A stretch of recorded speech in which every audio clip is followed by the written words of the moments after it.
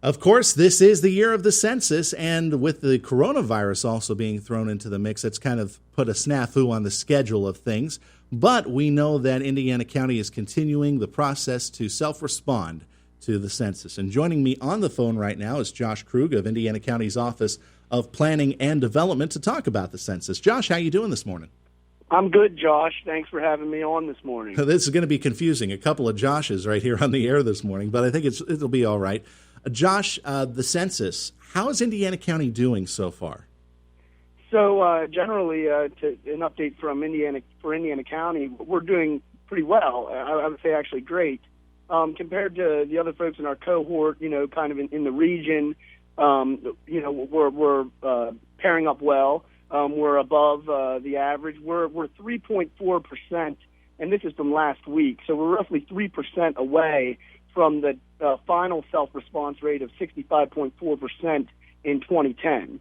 And that's one of the ways that we're measuring up compared to other folks regionally. For instance, nationally, they're still 4.8% away, and Pennsylvania average is 5.2% away. So compared to our 2010 numbers, we're certainly doing well, and I think it really goes to show you that the Complete Count Committee is active and committed, and they deserve a commendation for their efforts. Now, also, I would imagine that the coronavirus crisis with people being at home, that probably may have had a little bit of a play in it as well, because people are at home, nothing to do. Well, we might as well get the census filled out and get that taken care of and get it off our minds. Absolutely, and the fact that you can do it online and that you can do it by the phone this go-around is really a big deal. It makes a major difference compared to in the past, having to really send in the census form, which took much more time and energy for some folks to do. You can call in now or just go to 2020census.gov or find it on our icopd.org website with our census information portal, and it can take you 10 minutes and it's done. All right, and that web address for your website was IC. Oh, you went a little fast there. What was that again? I apologize. It's icopd.org.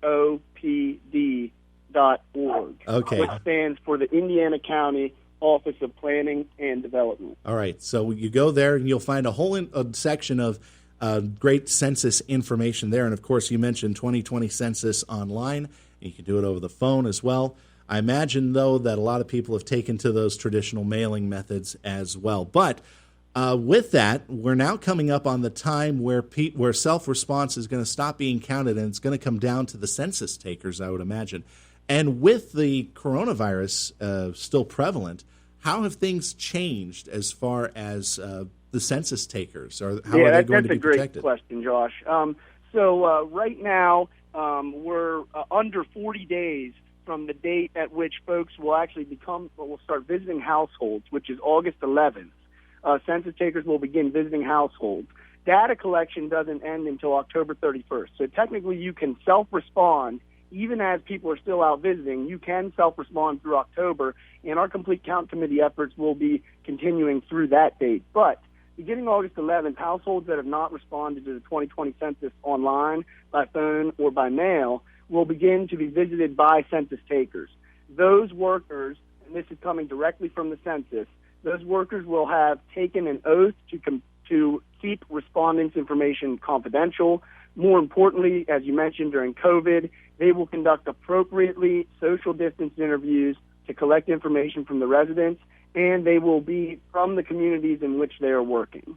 So those are some of the changes that they've made, are the social distancing and the focus. Although they've always focused on trying to get folks from the community, it seems like they're really focusing on that during this COVID era. Definitely, and people in their communities just going out and probably becoming a census taker for their community.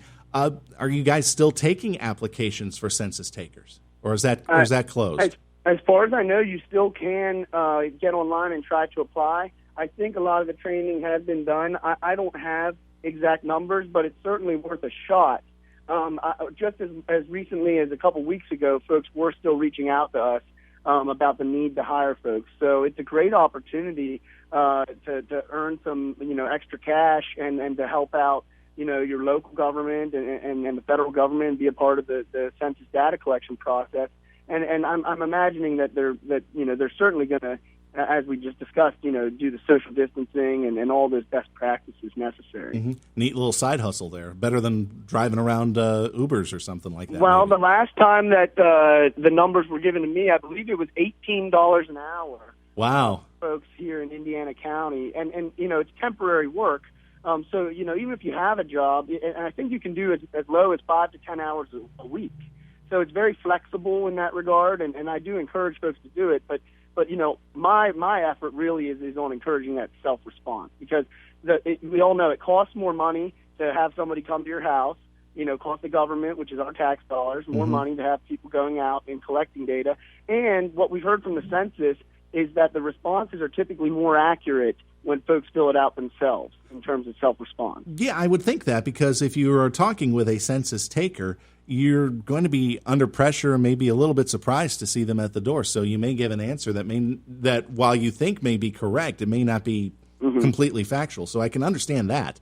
And doing it when you're relaxed, when you're in the privacy of your own home instead of outside right at the door, there is definitely a plus to doing it that way. Oh, absolutely. And so our complete count committee, though, we know that there are folks who are kind of averse to filling out or opposed to filling out the census for one reason or another. So, our goal all along has initially been to educate folks and then to help assist, in getting it filled out.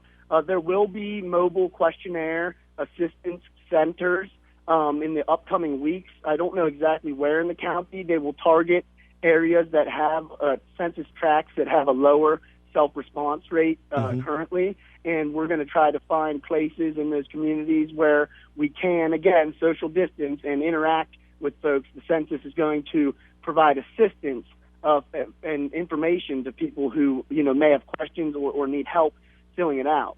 But the Complete Count Committee, we have some major plans actually for July here. We are going to be in association with the Small Business Week.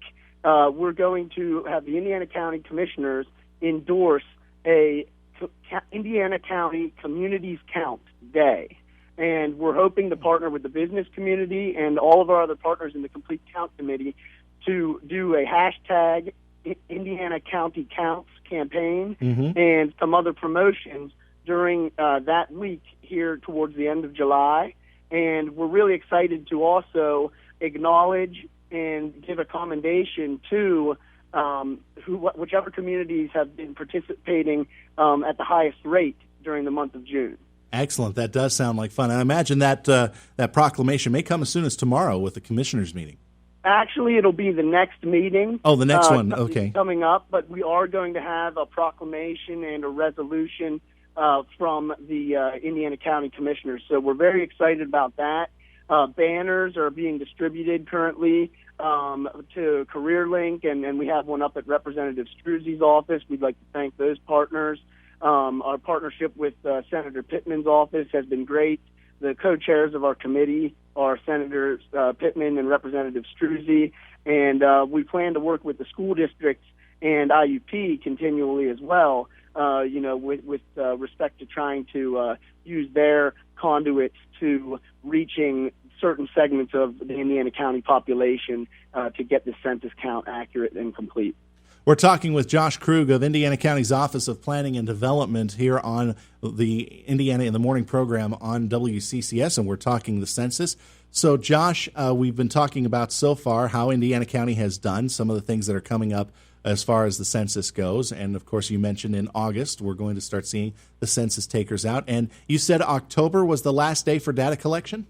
October 31st. Okay, the end of October. By December, and who knows if that date may change due to COVID, but typically the way that it works every 10 years is then by December of the census data collection year, they present that information to the president and to the government, and then it gets certified.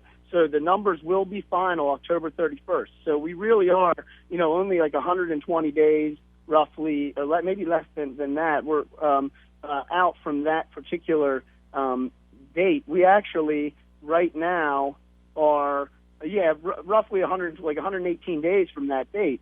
So this is a big push right now to try to get folks to understand that the census is important It's easy to fill out. It's confidential, and it really affects tons of programming, billions and billions of dollars that are distributed throughout the country based on those census numbers. And it also affects the Congress for the representation. It affects our apportionment in Congress as well, and in terms of the number of folks. And at the state level is important for us because Pennsylvania, as you know, has lost in each of the last two censuses, has lost representation. So it's really important, to get that count to be complete and accurate and get everybody counted once and in the correct place. Right. And make sure that the count is done accurately as possible, and people are not also being fooled by people who say they're from the census but are really collecting for private organizations or for their own ill gain, if in some cases. Yeah, there definitely are links that you can find through the 2020census.gov and through, again, I mentioned our icopd.org website, and there's information about how to identify a census employee, census takers being in your neighborhood, avoiding fraud and scams, fighting 2020 census rumors, those types of things. So that information is widely available, and it is important for folks that need that education or more information about the census to go and find that and understand that information because, in all actuality, the census is once every 10 years, and this is our opportunity to make our voice count and make our community count. Mm-hmm. We are excited that the numbers for IUP we're hoping are going to be accurate. The census, we have received word that they are going to have, obviously big issues with folks who moved away during the COVID crisis who would have typically been living in college communities, and we're one of those communities that's really affected by that. But from my understanding, they're going to mitigate that through their data collection process. All right. And unfortunately, it is affecting our self-response rate currently, and some of those folks that could have responded here in Indiana or that are going to get counted in a different manner, it is going to be some sort of an impact, but they're doing everything that they can to make sure that the COVID circumstances don't impact the census negatively. All right, Josh, we're out of time. Thanks a lot. Come back anytime to talk about the census. Hey, thanks a lot, Josh. Thanks for having me on. Take care. You too.